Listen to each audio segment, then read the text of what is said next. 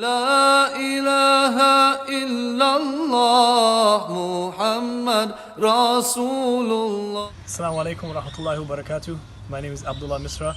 I'm speaking from Trinidad, West Indies, where I'm trying to practice self-isolation with my family here. Alhamdulillah, we've been hearing a lot about the coronavirus in the last couple of weeks. We know all about the stats and the numbers and the figures. We're plugged into the news, most of us.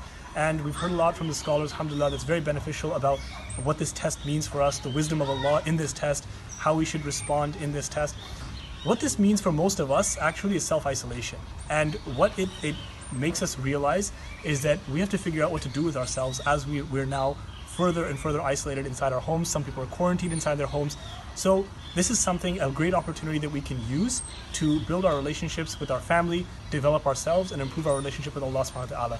Part of the wisdom of blocking us out from the rest of the world is that Allah subhanahu wa ta'ala is trying to say that there's no channel that's blocked to Him and Him alone.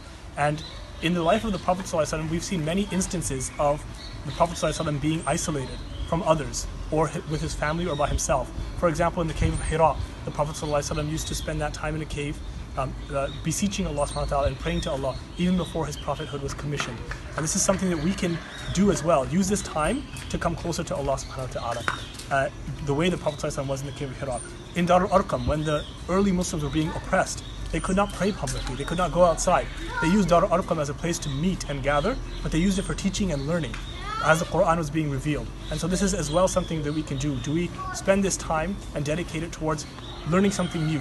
Not only religious knowledge, but with our kids, learning a skill, for example. Things that we said, I wish we had time to learn this or do this. Learning another language, teaching kids something practical, spending time learning about history, as well as learning about seerah and things like the Quran and things that will take us closer to Allah subhanahu wa ta'ala. So there's another incident of the Prophet ﷺ in self-isolation, which was the boycott of Banu Hashim, when his tribe was basically cut off from the rest of Quraysh and forced to live in a mountain pass. And their goods and their services were completely cut off, food was restricted, and they learned solidarity with each other.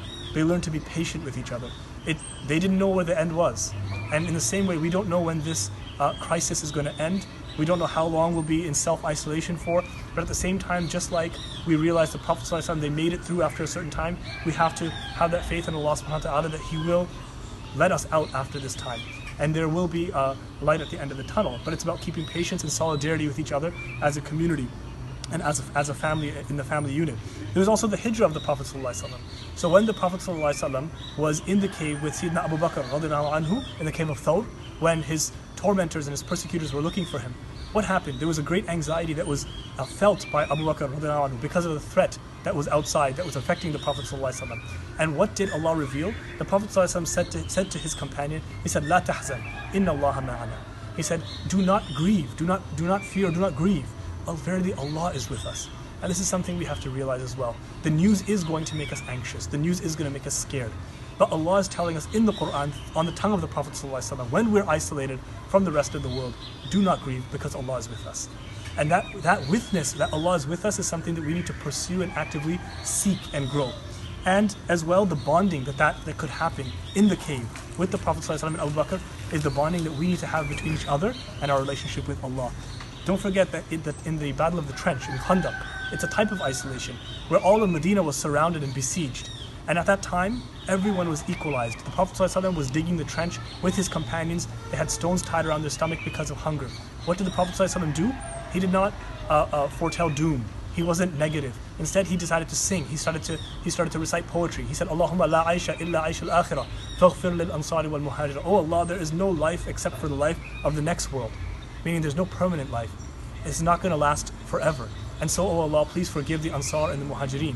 So he lifted up the spirits of those around him, and he foretold the future of Islam, which was going to be bright and spread around the world. In the same way, we have to look at the bright side of things and think about when we get out, what will we do? How will we reset our intentions towards helping other people and serving Allah? There was as well, of course, a time when the Prophet ﷺ separated himself from his wives. And at that time, it was a time of deliberation and reflection and patience. And so when we come out, we have to ask ourselves, can we be a bit more simpler right now? So when we come out with a new outlook on life and appreciation for what Allah has given us. Finally, there was the i'tikaf of the Prophet ﷺ every year in Medina in Ramadan. He would isolate himself for a spiritual retreat. We have to make this our spiritual retreat. We have to make this a time to bond with our families. We have to make this a time of increasing our learning. Yes, we need to be on the phone. Yes, we need to read about news, keep up with things, but we have to limit and edit our experience of life and make our homes into islands of Islam and tranquility, and learn to connect with those around us, and most of all, connect back with Allah subhanahu wa ta'ala to see the wisdom in why we are being asked to refrain from things outside. It is to open ourselves up to Allah subhanahu wa ta'ala and what He wants to teach us and show us. So may Allah subhanahu wa ta'ala lift this crisis and this sickness from the rest of the world, from the entire ummah. May Allah subhanahu wa ta'ala make us use this time, bond with Allah, first and foremost, the Prophet sallallahu alaihi wasallam, our families, and be in solidarity with the rest of the community and be lights towards the rest of the world in how we handle this crisis. May Allah subhanahu wa ta'ala bless you all. Assalamu alaikum wa rahmatullahi wa barakatuh. لا إله إلا الله محمد رسول الله